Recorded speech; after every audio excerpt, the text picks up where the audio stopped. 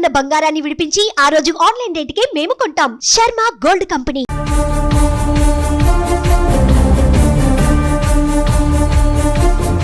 Corona ఈ పేరు వింటేనే వెన్నులో వణుకు పుడుతుంది.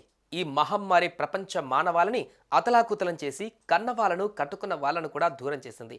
దీని కారణంగా కొన్ని లక్షలాది మంది ప్రజలు పిట్టల్లా రాలిపోయారు. కరోనా మిగిల్చిన ఆ చేదు జ్ఞాపకాలు ఇప్పటికీ అలాగే ఉన్నాయి. దాని నుంచి బయటపడి ఇప్పుడిప్పుడే కోలుకుంటున్నామని సంతోషపడే లోపే హెచ్ఎంపీవీ అనే మరో కొత్త వైరస్ చైనాలో పుట్టుకు వచ్చింది. ఇప్పటికే చైనాలో అనేక కేసులు నమోదవుతుండటంతో అంతా షాక్ గురవుతున్నారు.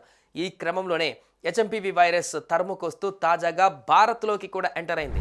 ఇండియాలో ఇప్పుడు 2 కేసులు నమోదవడంతో ప్రజలు భయపడిపోతున్నారు.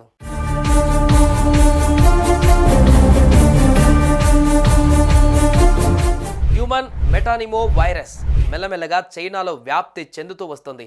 అనేక కేసులు నమోదవుతుండటంతో ప్రజలు అప్రమత్తమవుతున్నారు. ఇప్పటికే అక్కడి ప్రభుత్వం అలర్ట్ అయి ఫ్లూ లక్షణాలు ఉన్నవారు తప్పకుండా మాస్కులు ధరించాలని ఆదేశించింది. మెల్లమెల్లగా ఇతర దేశాలకు కూడా వ్యాప్తి చెందుతూ అందరినీ భయపెడుతోంది. ఇకపోతే ఇదే హెచ్ఎంపీవీ వైరస్ తొలి కేసు తాజాగా బెంగళూరులో నమోదైందని అందరూ భయపడేలోపే ఇప్పుడు 2వ కేసు కూడా నమోదైందని వైద్యులు నిర్ధారించారు. ఇదే విషయాన్ని ఐసీఎంఆర్ కూడా ధృవీకరించింది. ఈ వ్యాధి బారిన పడిన 2 చిన్నారులు బెంగళూరులోని బాప్టిస్ట్ ఆసుపత్రుల్లో చికిత్స పొందుతున్నారు. ఇప్పుడు కర్ణాటకలో 2 హెచ్ఎంపీవీ కేసులు నమోదవడంతో అక్కడి ప్రభుత్వం అప్రమత్తమైంది.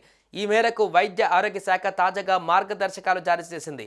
ప్రజలంతా మాస్కులు ధరించాలని సూచించింది.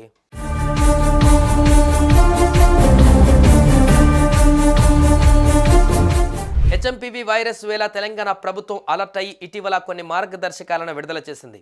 రద్దీగా ఉండే ప్రదేశాలలో ఉండకూడదని, సబ్బు లేదా శానిటైజర్తో మీ చేతులను తరచుగా శుభ్రంగా కడగాలని సూచించింది.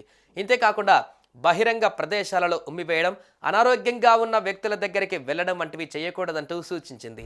ఇక ఇవన్నీ చూస్తుంటే ఇండియాలో మళ్ళీ లాక్డౌన్ తప్పదనే వార్తలు వినిపిస్తున్నాయి. సుమన్ టీవీలో మీ పర్సనల్ అండ్ బిజినెస్ ప్రమోషన్స్ కోసం కింది నెంబర్కి కాంటాక్ట్ చేయండి.